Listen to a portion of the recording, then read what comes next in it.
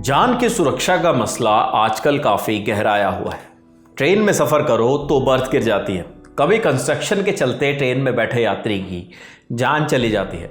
Delhi Jabalpur Rajkot airport जाओ तो छत गिर जाती है। कई पुल गिर गए, सड़कें धंस गई, करोड़ों की लागत से बना प्रगति मैदान टनल डूब गया।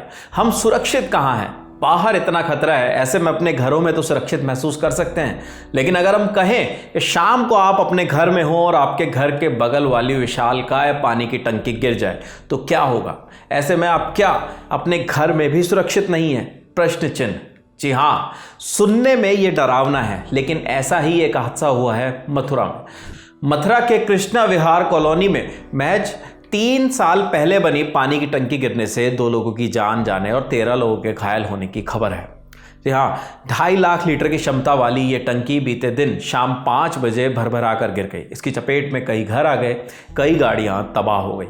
लेकिन लापरवाही का यह आलम कई घरों के चिराग बुझा गया, वहीं कई घरों को वो दर्द दे गया जिसके बारे में उन्होंने सोचा भी नहीं था। खबरों के मुताबिक इस टंकी का निर्माण जल निगम ने करवाया था। इसके बाद इस टंकी का हैंडओवर नगर निगम को दे दिया गया। इलाके के लोगों ने यह भी बताया कि जब ये टंकी बन रही थी तो लोगों ने इसके कॉलोनी के बीचों बीच बनने का विरोध भी किया था, लेकिन विरोध के बावजूद जल निगम और पार्षद जी अड़े रहे और इन सारी चीज़ों को अनदेखा करते हुए ये टंकी बन गई।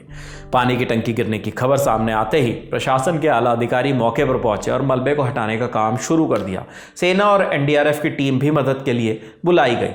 देखिए, कृष्णा विहार कॉलोनी में जो अभी शाम को 5 बजे के आसपास बारिश हो रही थी, उस दौरान पानी की टंकी जो 2500 केएल की थी वो अचानक गिर गई, जिससे आसपास के घरों में रहने वाले लगभग 10 लोग घायल हुए हैं, जिनको जिला अस्पताल में लाया गया है, जिसमें से एक की हालत गंभीर है, बाकी 9 सामान्य है, संतोषजनक, उनका इलाज चल रहा है यहाँ पे। इसके अलावा 2 कैजुअल्टी भी हुई है, एक 27 वर्ष की महिला और एक लगभग 80 वर्ष की महिला है। 2 लोगों की कैजुअल्टी भी हुई है।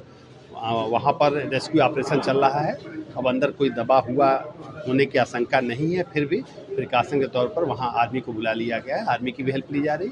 हमारी फायर ब्रिगेड की टीम जैसे ही सूचना मिली थी तत्काल मौके पर पहुँच गई थी वहाँ है, और हम एसएसपी साहब और हम लोगों की पूरी टीम वहाँ पर ऑलरेडी रेस्क्यू ऑपरेशन कर रही है। हमारा प्रयास यही है कि जल्दी जल्दी हम रेस्क्यू ऑपरेशन कंप्लीट कर लें, जिससे इस संभावना से बिल्कुल नकारा जा सके कि अंदर कोई दबाव हो तो उसको प्रॉपर ट्रीटमेंट किया जा सके। इस घटना पर मथुरा विधायक श्रीकांत शर्मा ने भी कड़ी कार्रवाई करने की बात कही है। एक बहुत दुर्भाग्यपूर्ण घटना घटित हुई है और जब मैं मौके पर था तब घायलों की सही संख्या नहीं मिल रही थी।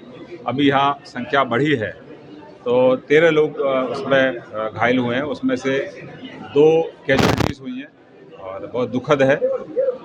बहुत गंभीरता से इस पूरे प्रकरण को लिया गया है। तुरंत जिलाधिकारी को आदेशित किया है कि तुरंत एफआईआर हो, जो भी इसका कॉन्ट्रैक्टर है और जो भी इसमें संलिप्त हैं, इसकी जांच होगी और जो दोषी होंगे उनके खिलाफ कठोर कार्रवाई होगी। यूपी के सीएम योगी आदित्यनाथ ने इस घटना का संज्ञान लिया है, साथ ही इस मामले में उच्च स्तरीय जांच की बात कही है। सीएम के आदेश पर डीएम शैलेंद्र सिंह इस घटना की जांच कर रहे हैं। मृतकों को 2-2 लाख और घायलों को 50-50 हज़ार रुपए देने का ऐलान भी कर दिया गया है।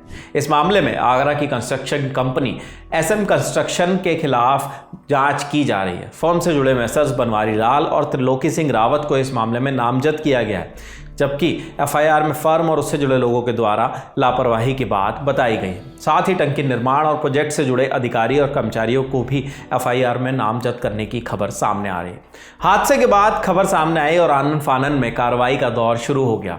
घायलों की, मृतकों की रिपोर्ट तैयार की गई, लेकिन बीते कुछ दिनों से हो रहे इन घटनाओं में सबसे बड़ा प्रश्न घूम फिर कर वही उठता है। हम अपने मत का इस्तेमाल करके एक अच्छा नेता, एक अच्छी सरकार चुनते हैं। उस नेता से उम्मीद करते हैं वो हमारे जीवन में बदलाव लाएगा, हमारे जीवन को बेहतर करेगा, लेकिन अगर वो नेता, उनसे चल रही संस्थाएं जीवन बेहतर तो छोड़िए, अपने भ्रष्टाचार और लापरवाही से हमारे जीवन को लेने लगें, तो इसे आप क्या कहेंगे?